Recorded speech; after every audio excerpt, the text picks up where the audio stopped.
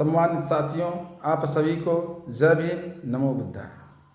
आज इतिहास के पन्नों से जो आरक्षण के जनक माने जाते हैं उनके बारे में संक्षिप्त में बताना चाहूँगा कि आज जो हमें अधिकार मिला है वह अधिकार दिलाने वाले बाबा साहब अम्बेडकर को कितना आगे पहुंचाया और आर्थिक रूप से मदद भी किया और उन्हें विदेश लंदन भेजा भी पढ़ने के लिए। तो आइए उस शख्स के बारे में बात करते हैं।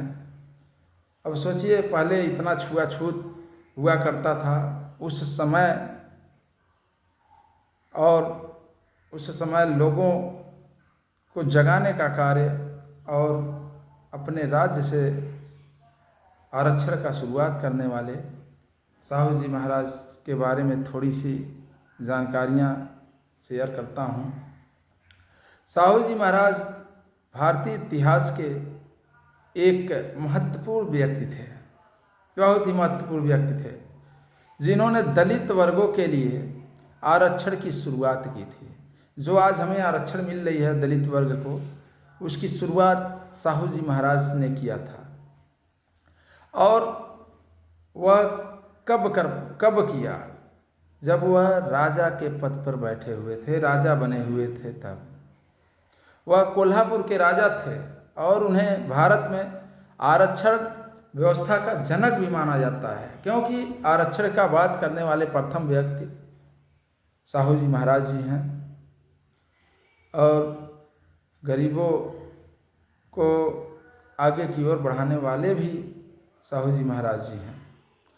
यहाँ तक कि बाबा साहब को शिक्षा दिलाने के लिए उनका भरपूर सहयोग किया था। जो बाबा साहब ने पढ़ा लिखा तब जा कर के संविधान का निर्माण किया। तो उस समय बहुत सारी परेशानियाँ झेलते हुए बाबा साहब ने पढ़ी, और उनके पढ़ने में सबसे ज़्यादा मदद साहू जी महाराज जी ने किया। साहू जी महाराज जी का असली नाम यानी पूरा नाम उनका छत्रपति राजश्री साहू था, और वह 1900 से 1922 तक कोल्हापुर के पहले शूद्र राजा थे। साहू जी महाराज की उपलब्धियां, यानी उन्होंने राजा रहते हुए भी कौन कौन सी उपलब्धियां प्राप्त हुई, तो पहला कह सकते हैं आरक्षण नीति।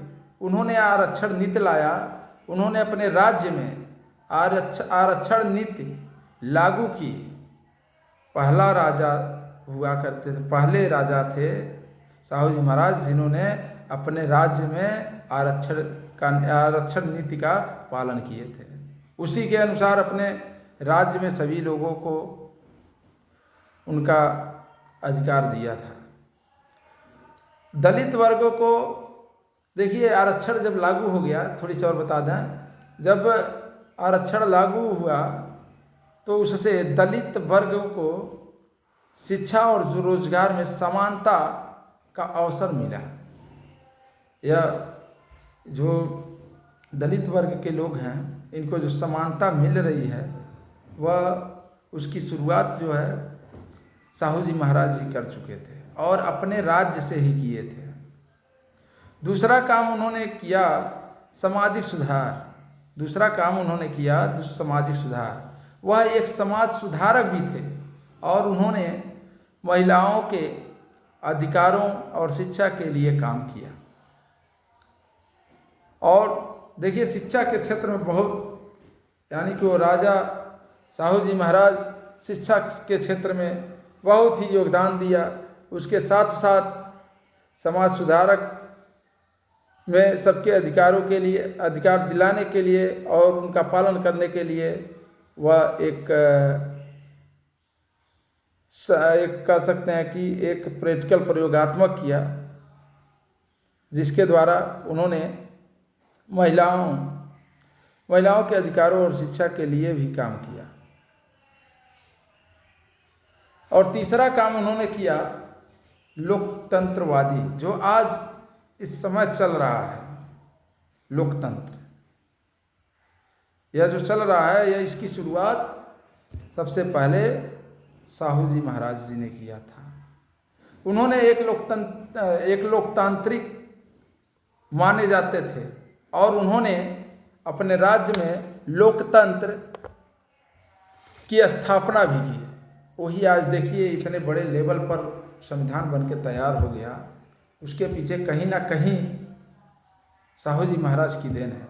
यदि साहू जी महाराज बाबा साहब को स्कॉलरशिप नहीं दिए होते, उनको पढ़ने के लिए नहीं भेजे होते, तो शायद आज यह दिन नहीं होता, जो हमें अधिकार मिला है यह नहीं मिला होता। साहू जी महाराज का डॉक्टर भीमराव अंबेडकर के जीवन में, साहू जी महाराज का डॉक्टर अंबेडकर के जीवन में भी महत्वपूर्ण योगदान था। उन्हें अंबेडकर को विदेश में उच्च शिक्षा प्राप्त करने में मदद की और उन्हें दलित वर्गों के अधिकारों के लिए लड़ने में समर्थन किया। आज जो हमें अधिकार मिला है वह छात्रवृत्ति साहू जी महाराज के द्वारा मिला है, क्योंकि वह बाबा साहब को आगे बढ़ाया और उनकी मदद की। मदद करने के उपरांत जब बाबा साहब शिक्षित हो गए, सभी विषयों में परिपक्व हो गए, उसके बाद से उन्होंने इस भारत का संविधान रचा। तो हमको भूलना नहीं है, हमको इतना याद रहे कि साहू जी महाराज का योगदान बहुत है, चाहे आरक्षण हो, चाहे सामाजिक सुधार हो, चाहे लोकतंत्रवादी हो।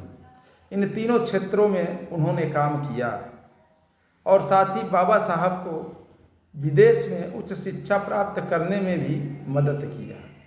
तो इसलिए हमें अपने महापुरुषों को भूलना नहीं है, उनको याद रखिए, सोचिए कि कितनी समस्याएं झेल करके आज इस तरह का प्रावधान हमारे सामने है जो भारत देश चल रहा है लोकतंत्र के द्वारा। इसके पीछे साहू जी महाराज की देन है। अब इससे ज़्यादा नहीं, थोड़ा थोड़ा वीडियो आप लोगों को हर एक नए महापुरुष के बारे में प्रतिदिन एक ना एक महापुरुष के बारे में आप लोगों के समक्ष वीडियो आता रहेगा। और एक चीज़ और कहना चाहेंगे कि इसमें देखिए, इसमें जो है छोटी छोटी भागों में हम समेट करके बताना चाहेंगे हर महापुरुष के बारे में। तो आगे से और महापुरुषों के बारे में यदि जानकारी चाहिए तो लाइक करिए, शेयर करिए, सब्सक्राइब करिए, ताकि हम और आगे वीडियो बना सकें और आप लोगों के समक्ष महापुरुषों की बात रख सकें। जय भीम, जय भारत।